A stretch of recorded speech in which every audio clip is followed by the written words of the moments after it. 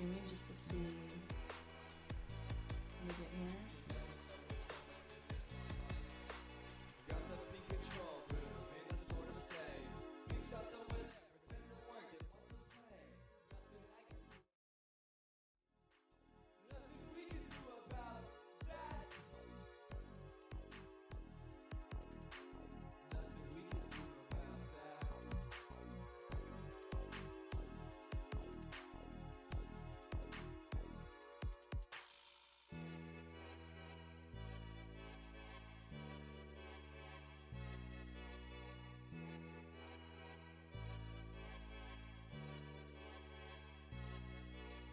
Dice, dice, dice, always rolling dice. Never know what's coming in this life, life, life. Dice, dice, dice, always rolling dice. Never know what's coming in this. You never know what's coming in this life. You never know what's coming in this life, life, life. You never know what's coming in this life. You never know what's coming in this.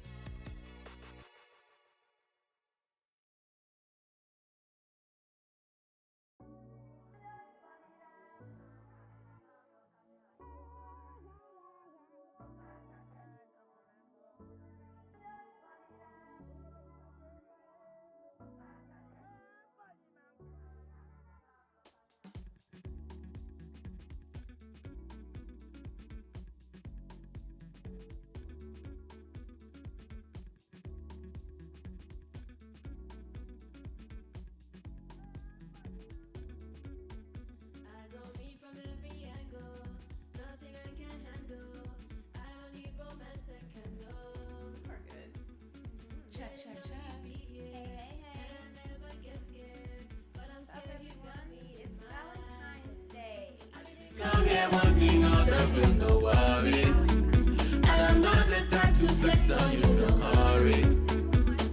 But I can't control myself, even though I told myself that I'm not catching feelings tonight. Cause I made up my mind, but I get caught up every time. Oh, I'm getting faded tonight. And I don't want you in my head, but you got me.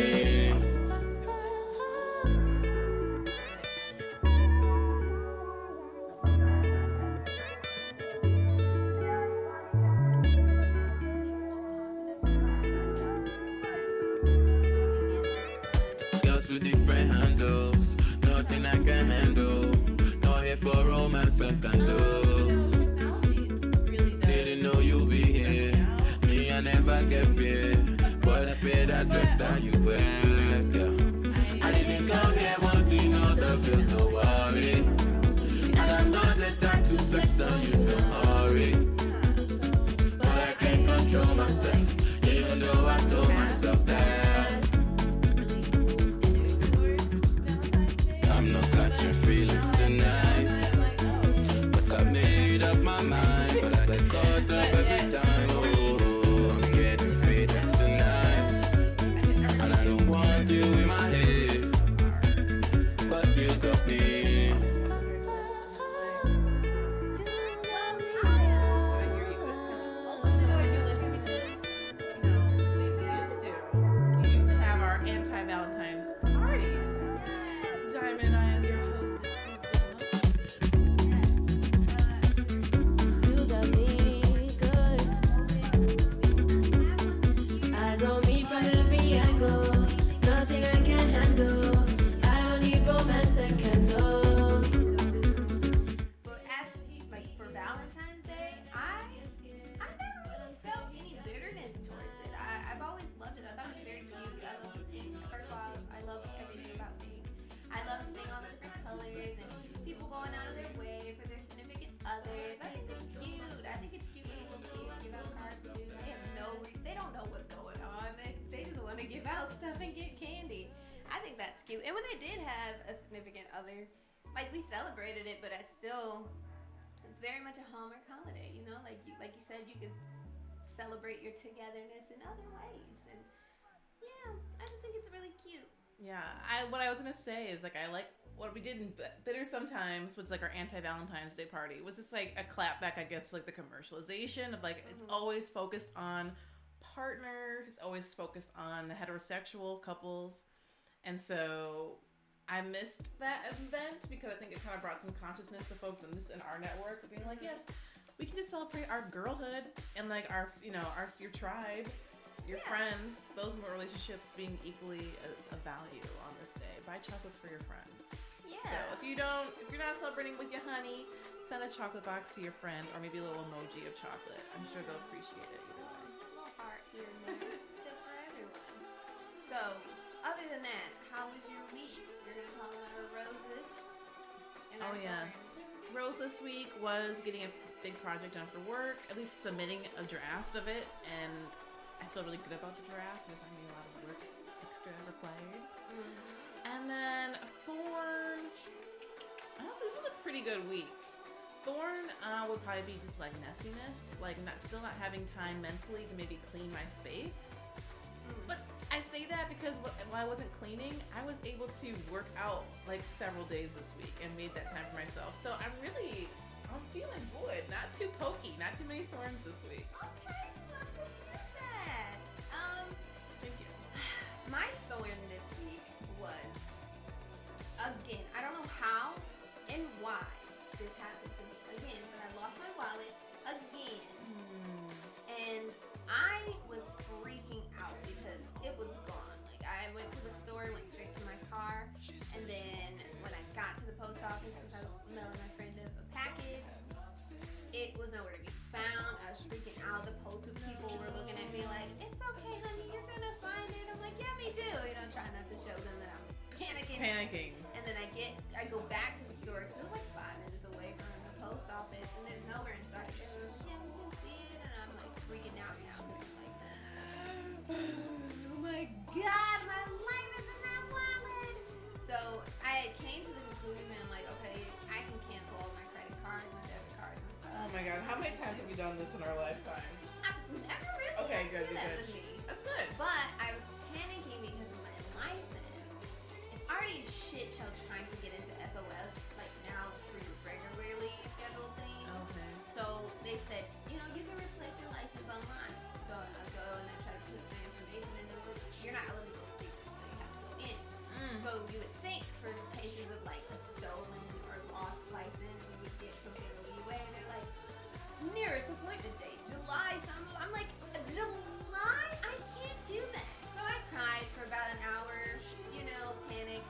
And then my mom calls me like, where are you at? I'm like, at my house, crying. She's like, somebody just dropped your wallet off here. I was like, what? Yeah, they found your wallet and they dropped it off. I was like, that was so nice. I'm gonna come and get it. So, shout out again to the very lovely woman who did that. I'm kind of upset my mom didn't get her information because I would have sent her a bouquet and edible arrangements, and she saved me a lot of time. I was mostly crying too because I was like, if I have to drive, I'm a good enough driver to do it and not get pulled over. But if I wanted to buy wine, I could not do that. Unless I brought like my birth certificate to the fucking store. Right. But luckily it was found and everything was in there, and I'm just so thankful. So that's kind of like my rose and my thorn all in one. Hey, I swear to God that last week we talked, you said your rose and thorn were also like someone that was working a service in the department, like looking out for you. Yeah. And like, hey woman, you left something. Yeah. And I think, you got some angels looking out for you, Diamond. yo, like my ancestors, they're like, I pray to them, I say thank you all the time, so they got my back, and I just want to say thank you so much for being there for me. Karma's on my side for twice in my life now. For twice in my life. But I am doing better with containing my wallet now. I'm touching my pocket every 4 seconds. Like, she's here. We're good. So Diamond's gonna do better. She's gonna start carrying purses. Yes. And just maybe it's a mental check before we leave places.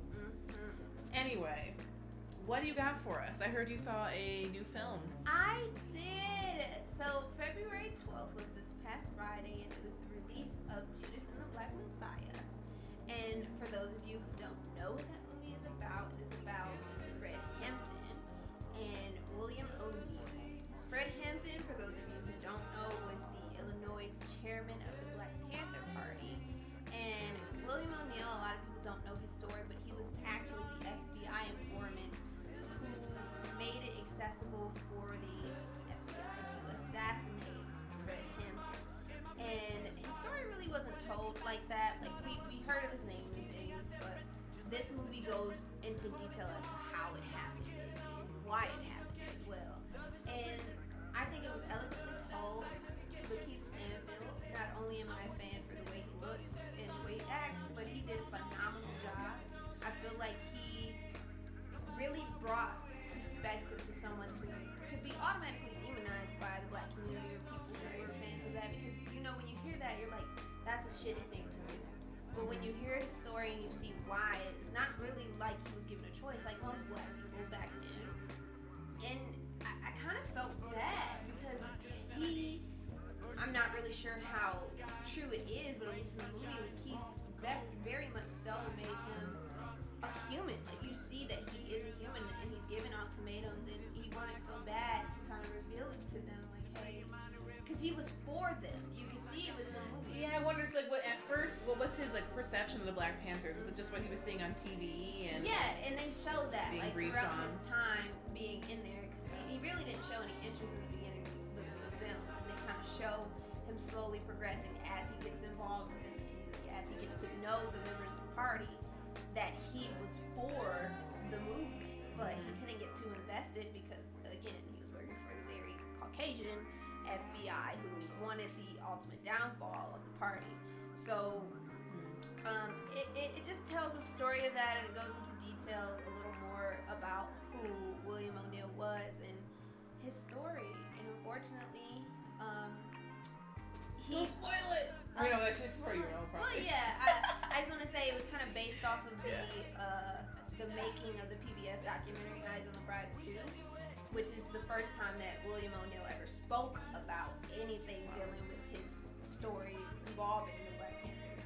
And I would definitely recommend that to anybody to watch, especially during Black History Month. I think it's very vital to know that information and to really kind of tap into something. And a lot of people don't really like watching movies that feel educational.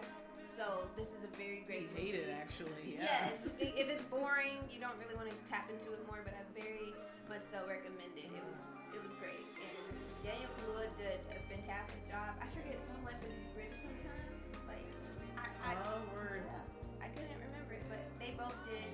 Everybody in that movie did a fantastic job. And I recommend it. That's awesome. It's on HBO Max, so borrow somebody's password if you don't got it. I True. recommend it.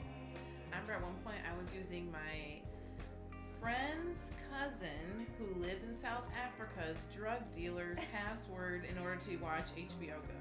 Hey, And that's how I watched Insecure. first of all, Thank God for him. it's all about sharing. We are a community, okay? And that just shows you how deeply rooted we can Yup. be within the community. Pan-American. Support black businesses and black shows. Exactly. I think that's a great film, and I really want to check it out myself. And I bet the soundtrack is also pretty cool. Yeah. A movie I'd like to not recommend anybody, but we'll waste some time talking about because there's so much to like laugh about. You need some bullshit for the day, huh? Yes, I'm actually not sure when this movie came out, but I recently saw it for the first time on Netflix. It's called Infamous, starring Bella Thorne and who else? Some other. It was made for less than like $500,000, so that is incredible. Yeah, it came out in 2020. Was it Colin Bates? Jack Manley. Okay, that's her supporting actor. And all I know about Bella Thorne was what she did with Disney, and that her and Zendaya kind of came up together before Zendaya was maybe Zendaya, I don't know, and they kind of took different paths, right? Bella Thorne very much becoming more infamous than famous. So I love that meta moment when you see a celebrity, like a Lindsay Lohan-esque character, who will go on the silver screen and like make fun of themselves for like and play into that trope that media has already put them in / put themselves in. Yeah. Because what I liked about Infamous, but I'm also not sure if really can speak to Bella Thorne's experience. So Infamous starts off with like a young girl in like, who knows, like middle of nowhere, but fuck Midwest, right? Yeah, like kind of like lower income. She's so tired of like the monotony of her community, can't wait to go to Hollywood. And she speaks very like naive and romanticizes Hollywood. Like old Hollywood, Marilyn Monroe. Not even. Well, but maybe that's in her mind. Yeah. But she's like wearing like ripped t-shirts, you know, got her tattoos. Like she wants to go there today and be someone. She just wants to be famous and wants people to know what she's doing, where she is. Okay.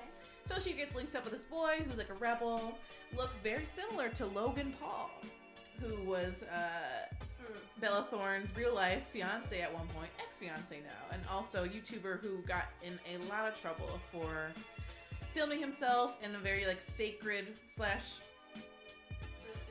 ominous forest, I think in Japan. Yeah, suicide forest. And he filmed a dead body that was in there. Like he went there just to like get the scoop on what was going on. Like he's a reporter. And so I liked that. They were commenting on like a very real situation of like chasing fame and this fame monster. But where I'm not sure, where I had to really lose points for me is it does glorify violence. As obviously America does all the time. And I think it's cool sometimes seeing like women shooting guns. And yeah, she kills a cop in that movie. Interesting. But there's moments too where there's like domestic violence going on, like with her stepfather and other men in the film, and it's not like in a redemptive way. Like it's the way it is shot. It's like being punched in the face and immediately like moment to her like fixing her hair. Like just like these edits and stuff that are going on where I'm like, yo, what the hell is this actually?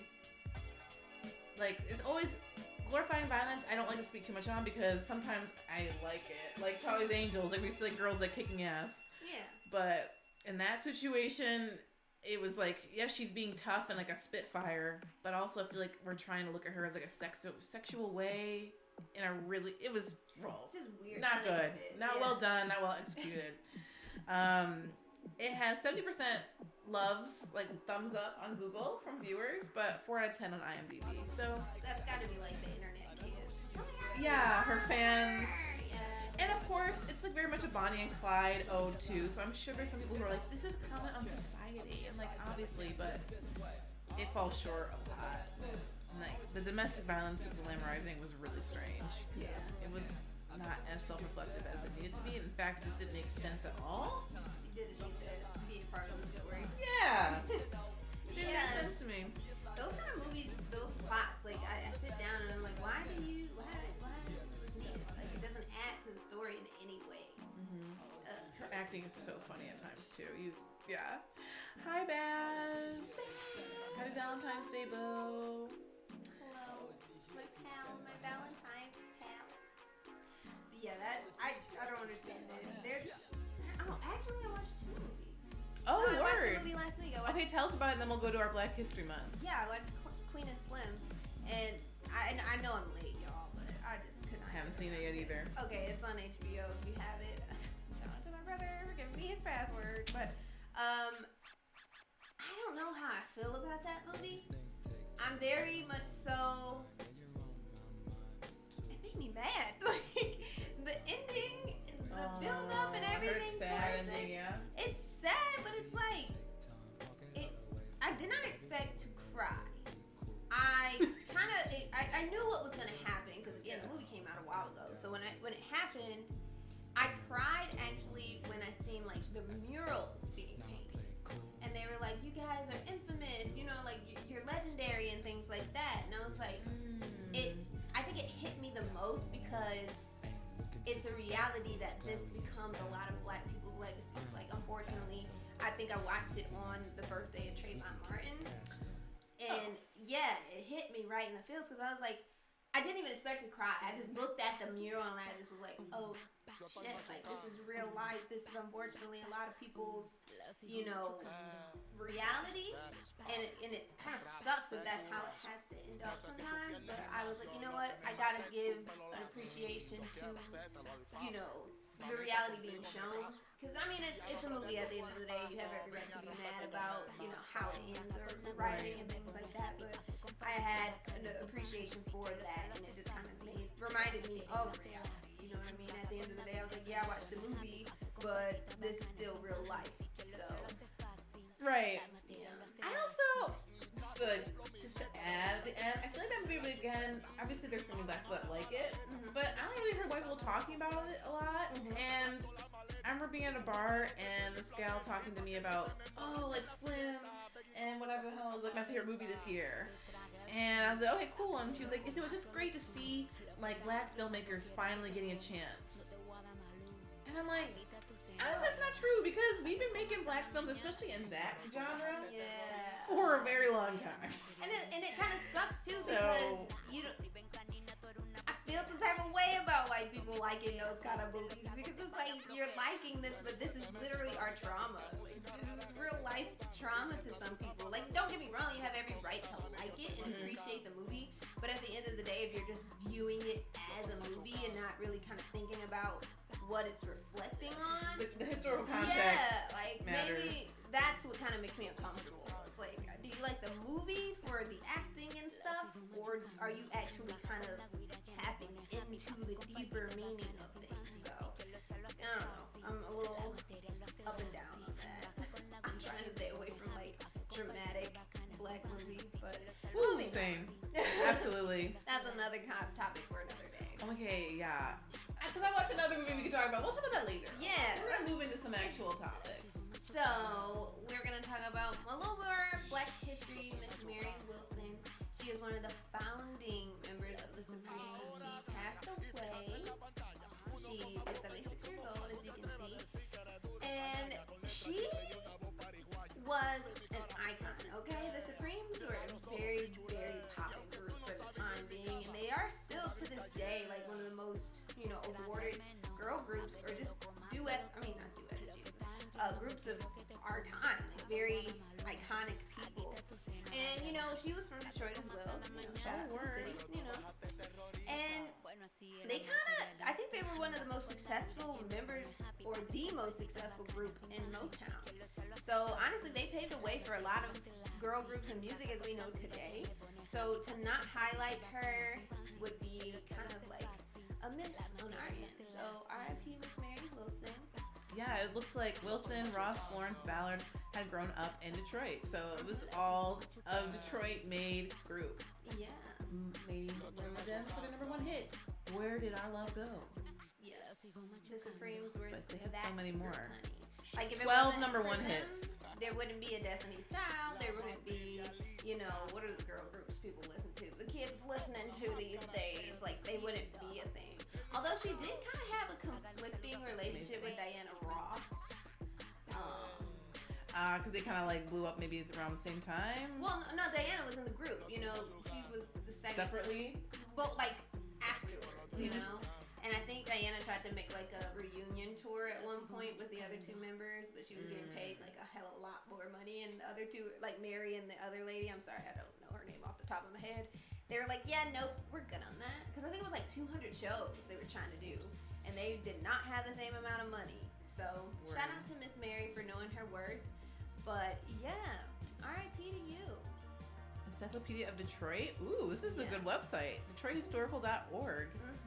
That Good hit. just gives a little detail, a little more information on the Supremes. And I think the bottom, as you can see, is the most commercially successful of the Motown acts and America's most successful vocal group to date. With 12 #1 singles. Yes. Okay. And it just says, like, ultimately the accomplishments of the Supremes. Oops. Oh, I know you're still reading it. No, you're good. It paved the way for future African American musicians to find mainstream success. And I feel like we need to talk about Motown 2 more, so maybe we'll do that later down the line. Oh, bestie! Hey, girl! I would love to get more educated about Motown because that's one thing that my partner, I feel like, continues to get amazed by, including myself, is like digging through record stores, going through like the funk section, whatever, and finding music, flipping it over, and being like, where was this recorded? Dearborn? Like, what? Yeah, Okay. Motown's that. Like, Motown is responsible. A lot of people don't just give Detroit its flowers, okay? And as someone who is a native from here, I will defend this. I'll do it for you. Okay? Like, I don't even listen to new Detroit music, but I'm hearing, like, our sound and our production on a lot of, like, mainstream music now, and I'm like, this is interesting. I mean, as it should. But no one's getting the credit. That's my issue. It's like, okay, y'all better where you get that sound from? Because that ain't come from, Chicago. That ain't come from freaking DMV. You know what I mean? So that's my issue. And I also have never been to the Motown Museum. I know I've been here my whole life. I've never went. It just so happens that every time I tried to go, I went when it was closed or it was going through like construction or something. So I will do that. For Miss Mary, I'm gonna go to Motown before the year is up. Okay, goals. That's my goal. Maybe not this week, maybe not even next month, but at one point in my life. So, moving on. Ooh, this one or this one? Well, okay, we can start with this one and then move on. Okay, word. I'm gonna also get a different light on you. So if you could introduce this next topic. Yeah, so, a lot of people out there, y'all Cringe story. are The Bachelor fans. I've only watched a few episodes of The Bachelor with my friend in college. It's not my cup of tea. It's not my cup of wine. It ain't my cup of coffee. But it is for other people because it's a very long-running show, and I feel like it's never off. I feel like every time a season ends, the next one starts. I mean, shout out to you if you like it. I ain't dissing it, but it ain't for me. So anyway, moving on. Pictured here, you can see a black man who is the current bachelor at the time, if I'm not mistaken. And the lady that she's with is named Rachel Kirkconnell. Miss Rachel, it had came out that she attended a party back in 2018 that was honoring the heritage of the South. And for many of us, we already know what that means. What is there to honor, really? Like, what are you trying to honor? So once that was found out, obviously she got some heat for it. Whatever. So ironically, there was a black bachelorette in the past. Her name was also Rachel. Rachel Lindsay, if I'm not mistaken. She interviewed Chris, the host of The Bachelor. Yeah, you can go to this guy. Okay. Yes, Chris Harrison. Now, as you can see, I recognize his face. Yeah. I'm definitely. He's stepping aside after a uninformed interview. Now, if you did not see this interview, Chris was talking to Rachel Lindsay, which is the previous black bachelorette, and she was asking her opinions on how he felt about the situation. Chris pretty much summed it up. He said that we don't really need to be going down this girl's throat. She was too young, apparently, to know what she was doing at the time in 2018. But old enough to get on a dating show. Okay. Mm-hmm. Where you get married. Okay. Yep. He basically said that was acceptable in 2018, but not acceptable in 2021.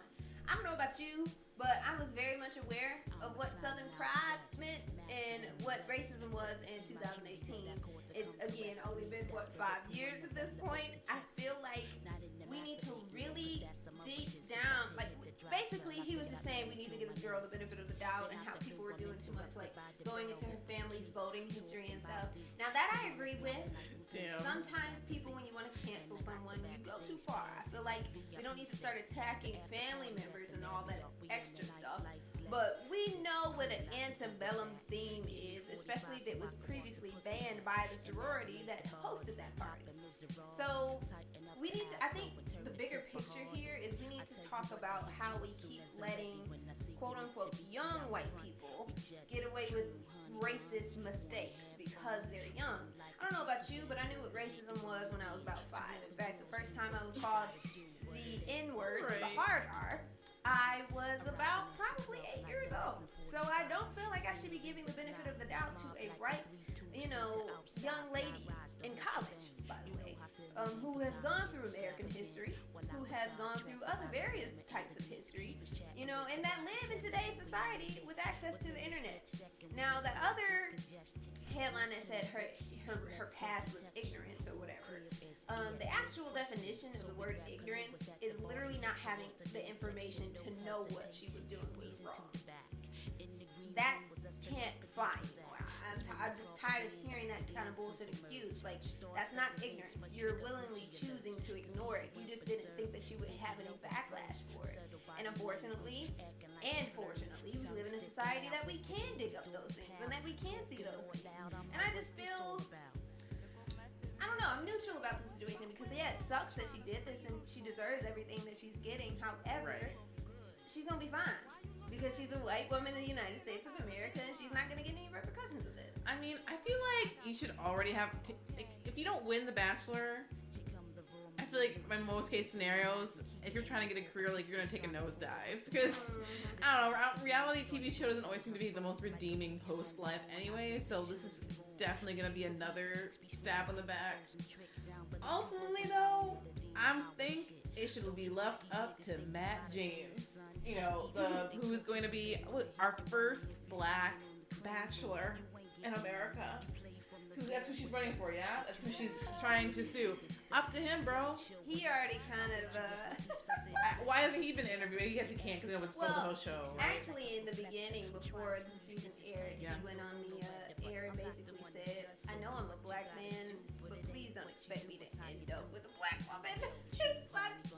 But I mean, you're on The Bachelor, bro. I mean, he was honest about it. It kind of sucks, but like he basically was like, just because I look a certain way doesn't mean I have to end up with somebody that looks like me. Which I respect that, you know what I mean? But at the same time, it's like if you're warning people beforehand that you're probably not gonna pick one of the 2 black girls out of the 20 people that are contestants, then maybe I really don't think that he's worried about that comment at all. That's just my opinion. Thank you, Maddie. Hey, dropping the link. If you want to listen to a killer podcast on Verge FM in Columbus, Ohio. Ooh. We interrupt this program with Verge FM, tune in. Bye, Queen. Bye, Yeah, that's hilarious. It's up to him, bro.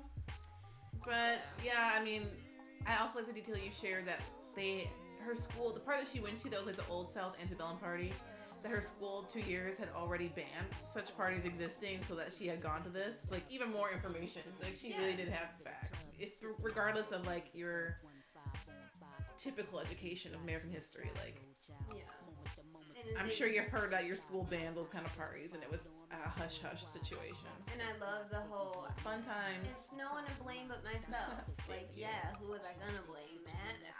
And then for the host himself, I feel like he should have known. As someone who's been in the media for as long as he has been, I think he should have just straight up said, hey, I'd rather not comment on the situation. You know, unfortunately she did something and she has to face the consequences of it.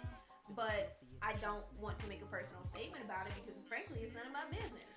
I just want to know who's going to be the new host now that Chris Harrison is stepping down. I don't know. Who is next? Hopefully a woman, for God fucking sakes. Since we're selling them off. Well, I guess there's a bachelorette too. Yeah. Oh, thank you. Happy Change Black it off. History Month. We should have Black History every day. Celebrate Black people at all times. I feel like that should just be part of our show. Just to keep it continue. But yes, I wonder how Bachelor fans feel about him leaving. I don't think I have a lot of friends with a lot of black people. They're probably really upset about it, honestly. Yeah, I would be. They're broken up about it. I would not be surprised, honestly. Well, where's that? We love to talk about race here, and sometimes we speak a little too generally, but that's okay.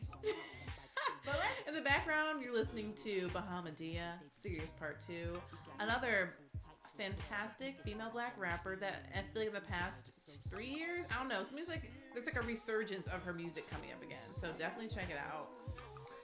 But she's an icon, 90s goddess. Oh, speaking of that, you know, last week was the Super Bowl and we touched on Janet Jackson Appreciation Day. Oh yeah. Did you know that Control went #1 again? Bitch.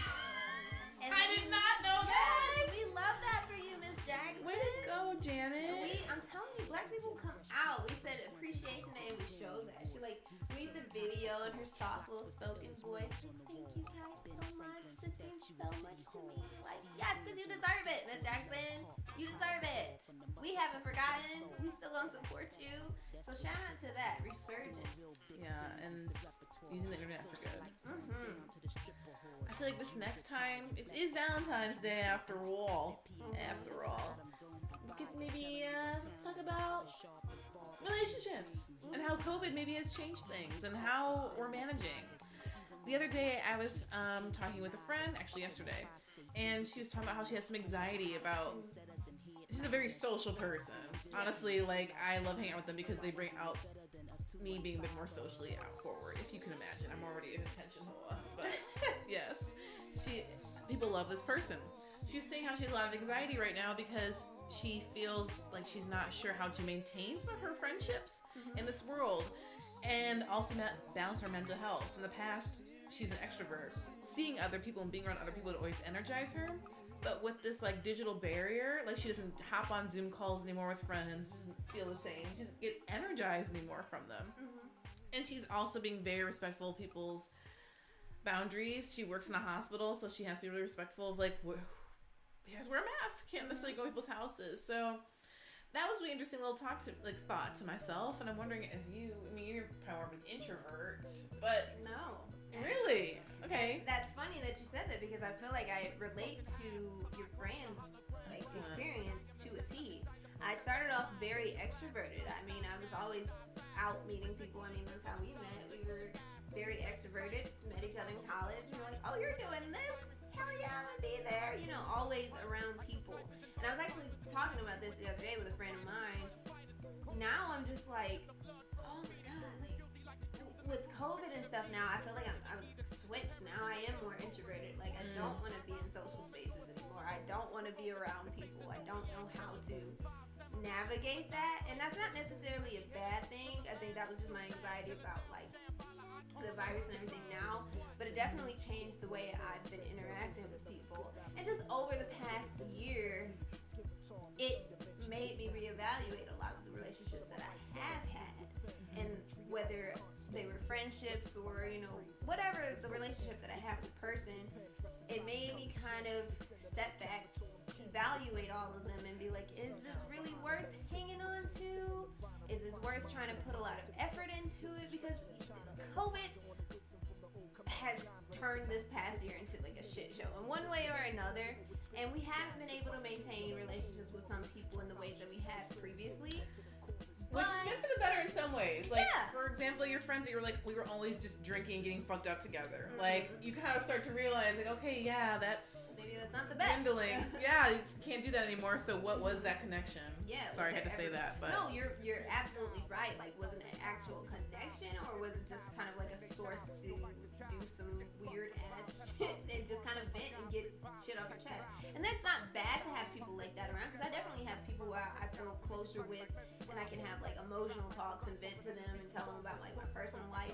And then there's definitely a group of people that is like, if I just want to have fun, I'm doing that simply to have fun. There's nothing more or deeper about that relationship.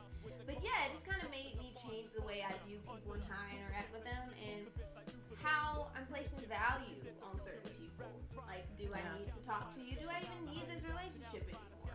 Is it worth even having a conversation about reviving?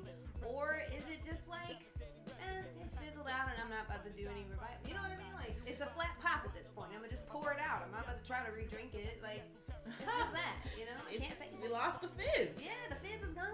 No more combination. Carbonation. Combination, whatever, you know. Bass says, I relate to that too. Lots of my friends are getting to the point that they are sick of Zoom and Discord, but at the same time, it's the only way to hang out right now. Stress. Yeah, exactly. Hell yes. And it's like, you could do Zoom, but even then, it's like you're making the effort, and if you get to the effort with said person, like, what do you talk about? Usually mental health, which can be disappointing. I just want to talk about my own trauma when I get on the phone call with my friends. And it's good to have people to do that with too, but then it's like other people, it's like, you're only calling me to vent about your mental health. Girl, did you know that I freaking... I'm always on the receiving end of that now. Yeah, it's like, do you know what I accomplished last week, or do you even care? Like, am I being used as a shoulder to lean on? and just that, or are you actually like worried about me? Are you having a conversation with me right now, or are you just talking and having me listen to you? Is that what this is? So I think a lot of people have gone through that and experienced that, and I don't think it's a bad thing to go through. I think it's actually very vital, especially as we age, we get older. We need to really focus on where we're placing our energy and where we're placing our value in people. Yeah. What are you? Well, I was gonna say, like, so some advice, maybe some things that I've learned that's been helpful is one, this show. So for us, because you're someone who I was so excited to find out that we were living less than like 5 minutes away from each other, but we're in the pandemic, so I'm like, hey, how the hell are we gonna build our relationship? Yeah. And so for us, I mean, obviously some people wouldn't feel comfortable being this close to somebody, but we've taken that risk because we ultimately don't really see, I only see my boyfriend. And I don't. And my parents, like, yeah, exactly. Like, other than that, like, we're really not doing shit. So, felt safe there. But two, just having a project, and that could be a virtual project. It could be, hey, like, let's work on our graphic design skills. Like, what did you work on this week? What did you make? And so, at the very least, that could then lead to like a phone call or a Zoom call. But then you have something to talk about, other than I feel like shit. You know, my life is boring. Like, what have you been doing? Nothing. Right. And that flat line. So actually integrating some sort of project or build activity accountability system. Yeah.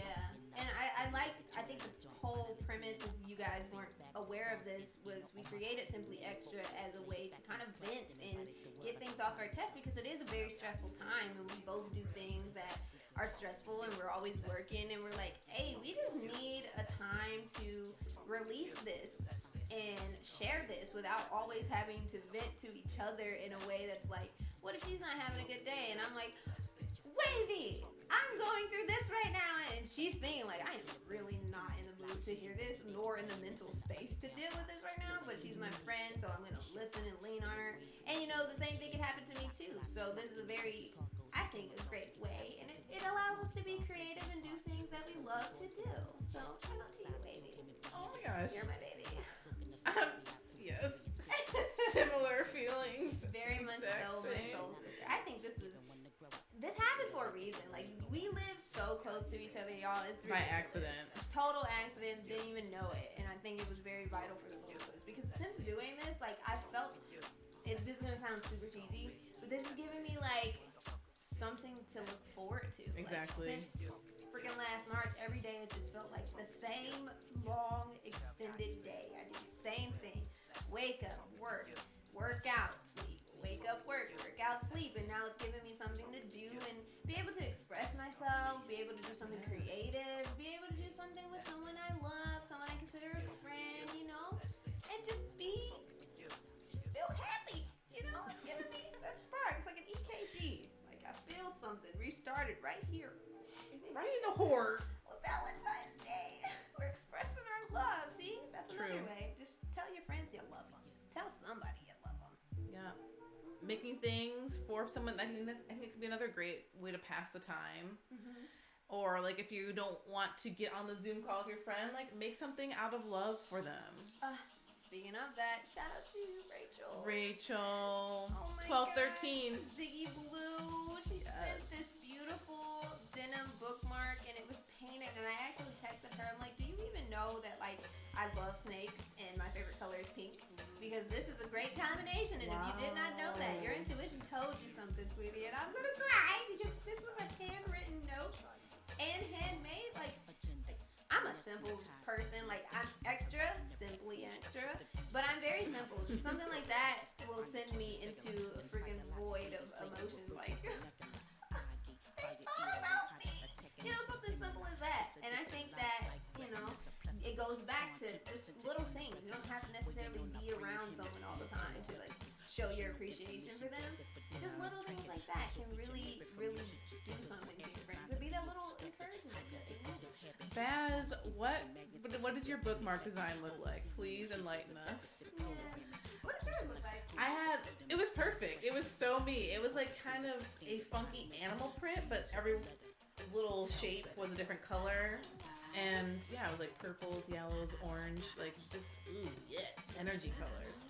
And it was so funny. She put in the letter, she was like, I know you don't like to read a lot.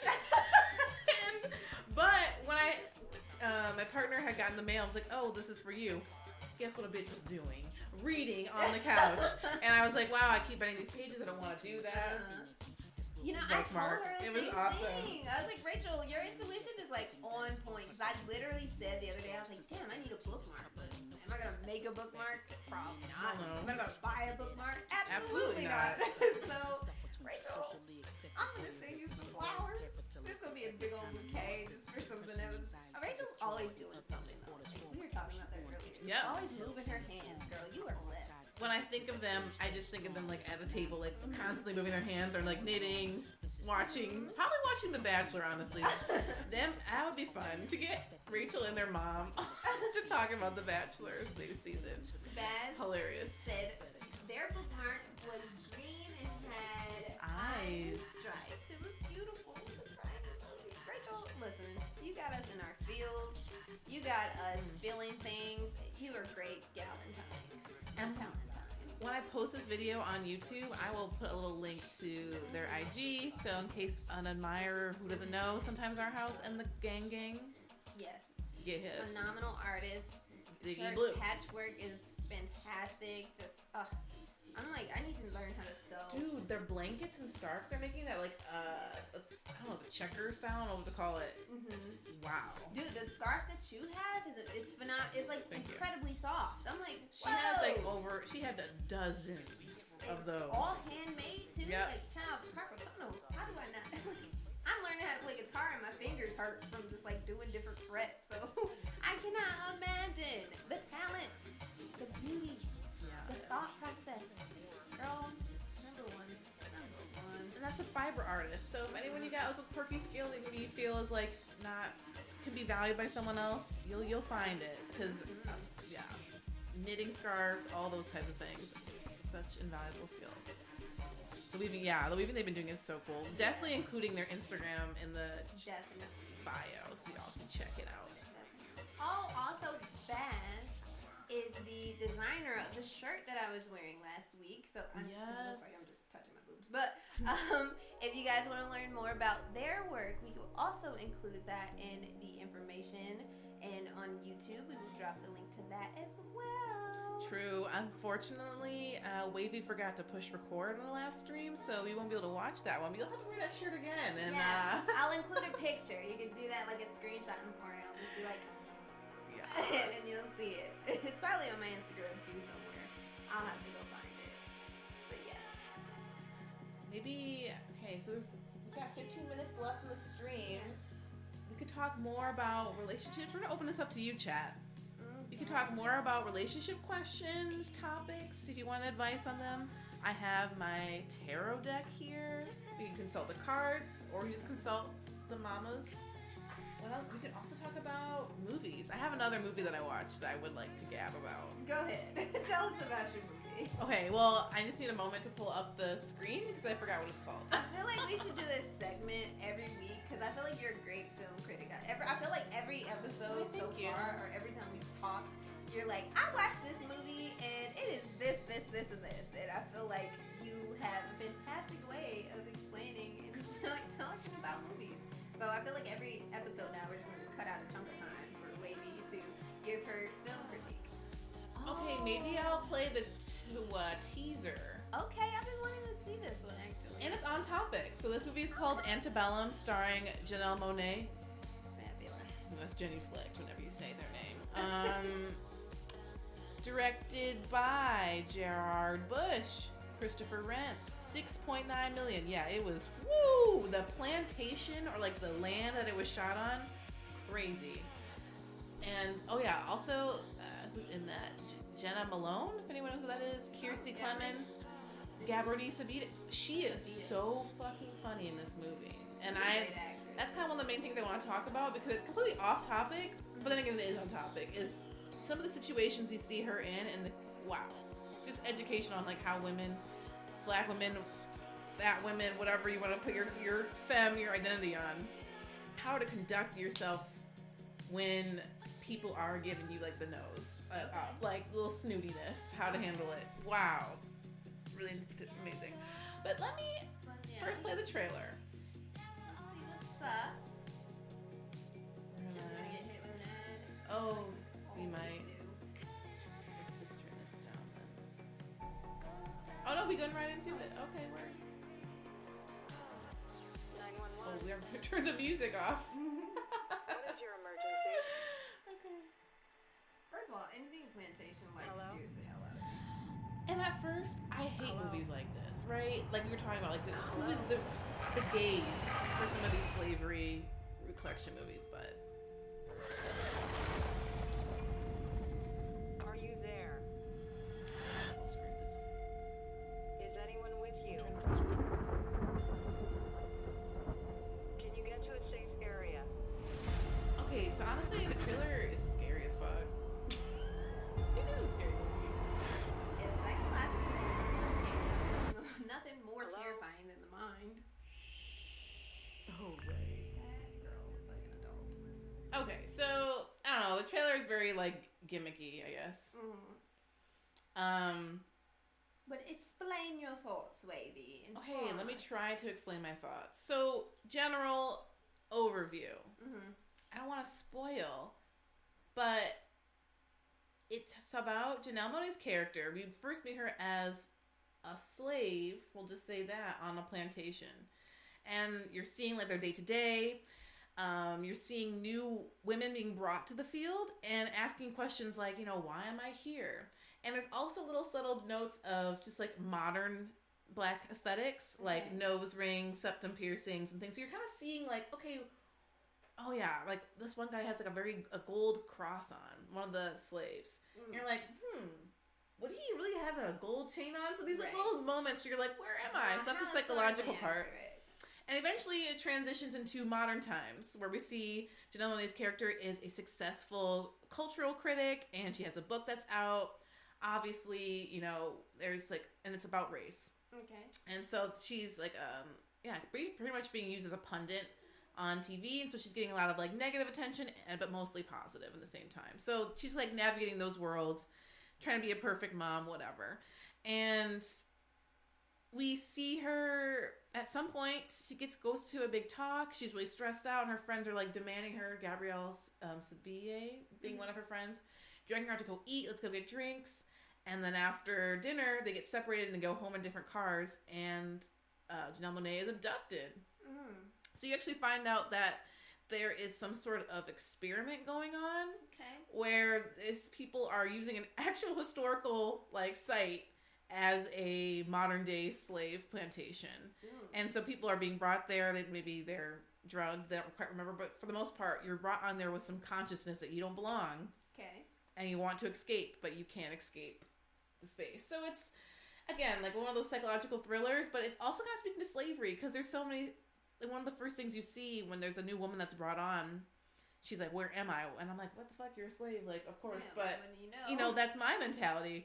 In the film setting, she was kidnapped, which is just like how people were brought to these plantations in the first place. So it's really like not too different from the real psychology of being brought to an unfamiliar space and wanting to escape, but you can't escape. Yeah. You want to survive, right? Wow. And escaping and surviving isn't always the parallel. So I did like how they put you in that mindset of what was like maybe be a slave and, you know, why you wouldn't try to plan to escape. Yeah, because there's a lot of people, you hear the commentary like, well, why didn't they just do this and this and this and this? And it's like, clearly you are not well versed on what would happen if you tried to. And I think I like movies like this because that very much, I think the trailer said it was produced by the same people who did Get Right. Out. So I do like how movies like this are kind of like trauma based, going back to like not wanting to watch movies like 12 Years as a Slave because that's very much so traumatic and you don't have to, you don't want to watch stuff like that. Right. It's not, it makes you feel terrible. And the first, 15 minutes of that, it is. And Like, I refuse to watch it. I was about to tap out. Yeah, but I like stories like this that are told that is more like it's done in a very artistic way that you appreciate it, and it's creative. It's not just like they're over here yelling the N-word like a Quentin Tarantino movie Right. every 5 seconds. Which could be funny or whatever. I mean, but, but after a while, it's like, okay, we get it. We do. I promise you. So I'm definitely gonna tap into that. That was something that I was trying to. I actually had it on my watch list for a while, so maybe I'll watch it tonight. You know, I've been productive this weekend, so I got a little extra time on my hands. Might watch it tonight. Yeah, it's definitely a treat. Oh, wow. 5 out of 6? Whoa. Okay, so I talked about earlier in the stream Infamous being rated a 4 out of 10 on IMDb. Antebellum is rated 5.6 out of 10. Ooh, I'm a little upset about that because there's just some key, fundamental good storytelling that happens in this movie versus the other one. Yeah. Okay, iconic moments, though, with Gabrielle. I say her name every wrong. Sidby? Yeah, Gabri Sabide. I say her name wrong every time. I'm so sorry. Our Because she doesn't deserve that. And if you're watching this personally, we are extending our apologies. She is such a goddess in this movie. And I'll just tell you one scene. So they're out for dinner and drinks. This is after Janelle Monáe, Eden is her name in the movie, gives a great talk. They go to a nice dinner. They first walk in, and the hostess directs them to a table where there are 3 chairs. There's a party of 3, but 3 chairs, and they're facing a wall. And she's like, oh, no. This is not going to do. Like, look at, we dressed up well for this. We'll take that table. So it's a table right in the middle of the room, 4 chairs. Like, we want to take up space in this fancy bougie spot. Just things that, number one, when I'm in those situations, we're like, oh, wow, we got pushed to the table. Like, not being loud and demanding, like, I'm going to pick where I sit today. Like, I'm paying for my meal. Right. So that was 1.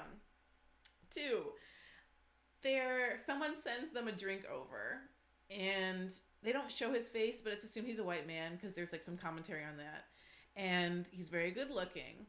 And so all her friends who are, like, skinny, there's a white woman there, and then there's obviously Janelle Monáe.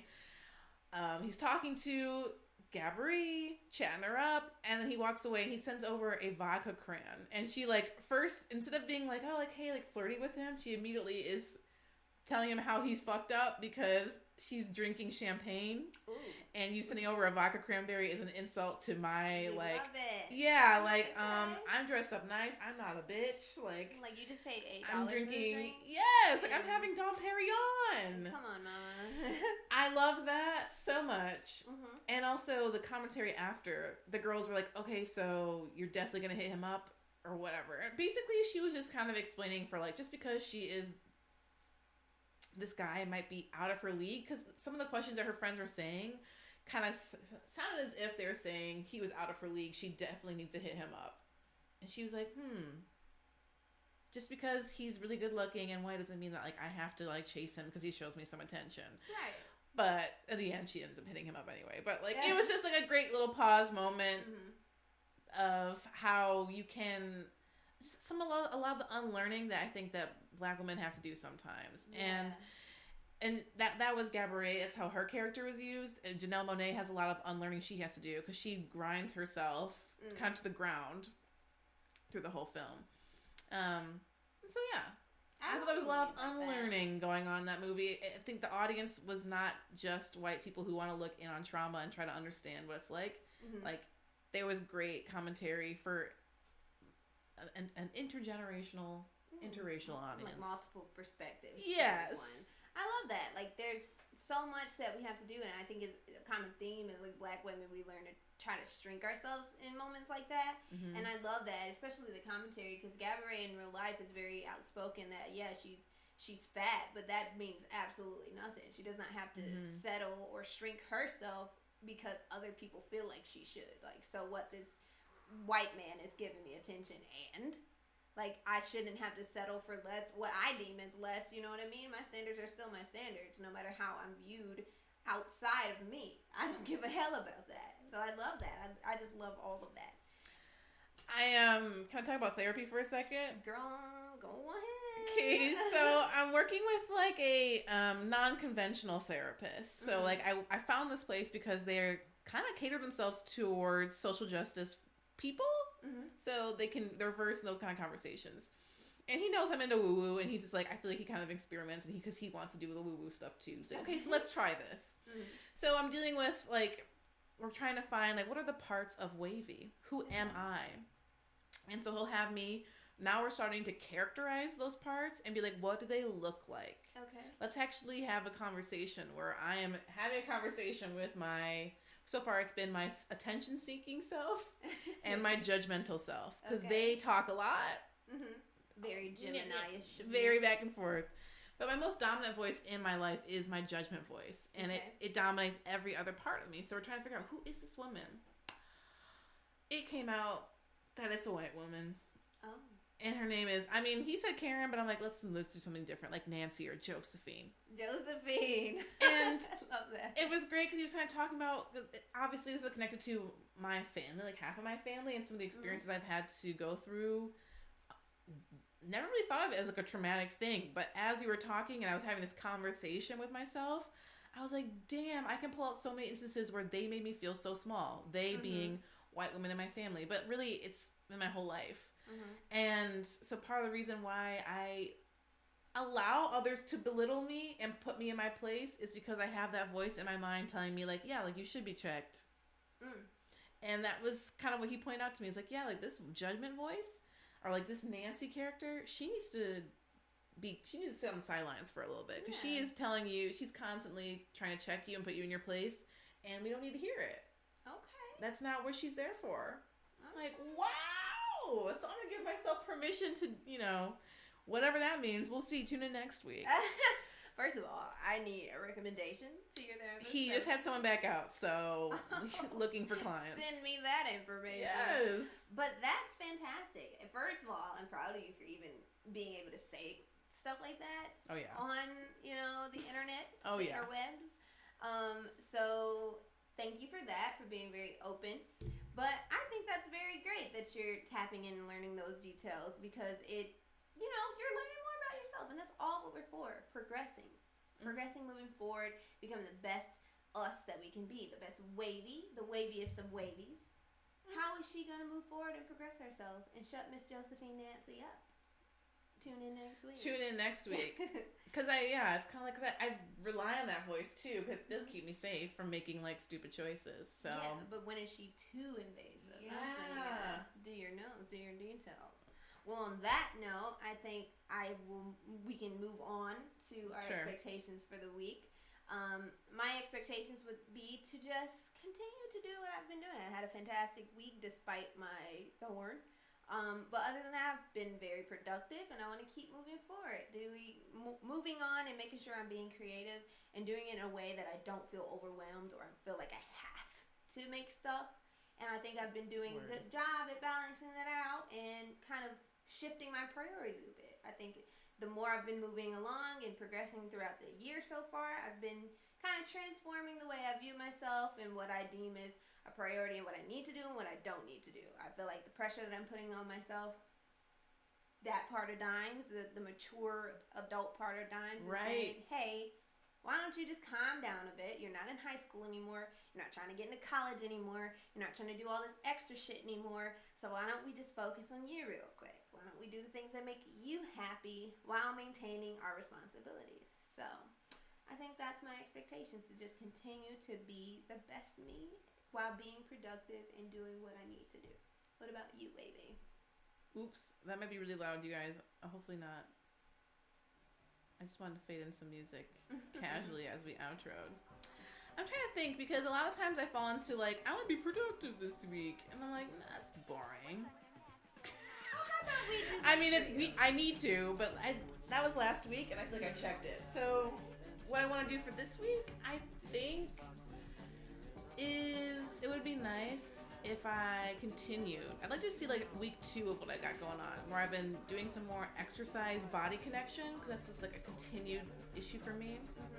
So I want to continue my routine that I established this week. Like that was nice. And I think I'll just continue on that. I'd like to actually establish a routine for full weeks. Like if I could just like write out a picture of like what my week should look like, and not focusing on project outcomes, and more so like realistically, Audrey. Yeah. Are you gonna need a 2-hour morning like warm up, as in like waking up, watching TV, drinking coffee? Like where is that gonna happen in your week's time? Yeah. I feel that. Being a little bit more Let's maybe selfish with my time, maybe. Write it down and like map it out, and then still be able to do that stuff for yourself, because I think that's very vital. If TV is a moment where you take that time to just unwind, let yourself not think for a bit, that's vital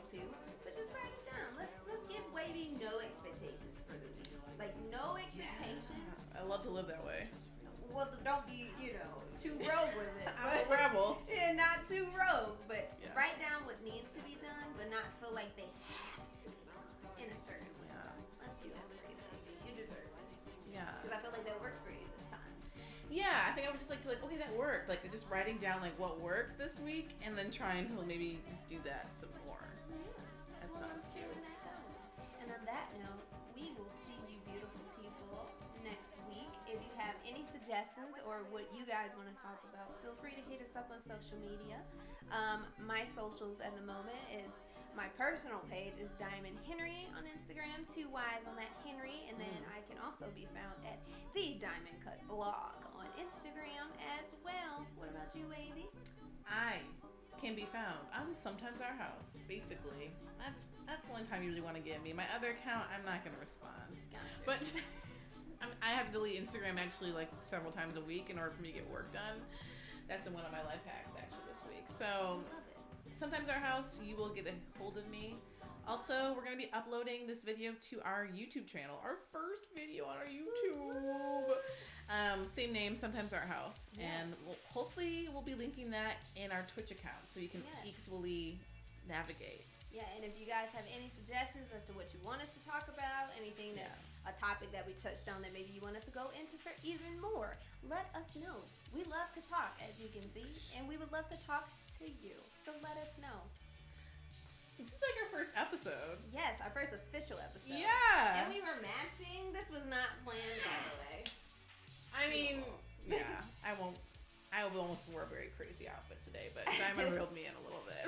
I just, I've been doing my makeup to match what I've been wearing, so I felt like, for Valentine's Day, it was either going to be pink or red themed. We always have pink around here because that's very Sometimes Our House and very true to who we are. So I was like, let me throw on some red. I look great in This red is lipstick, beautiful. so why not? Why not? You do. Look at those cheekbones. You can see them over here. Oh my god. All right. Okay, guys, bye. Bye, Baz.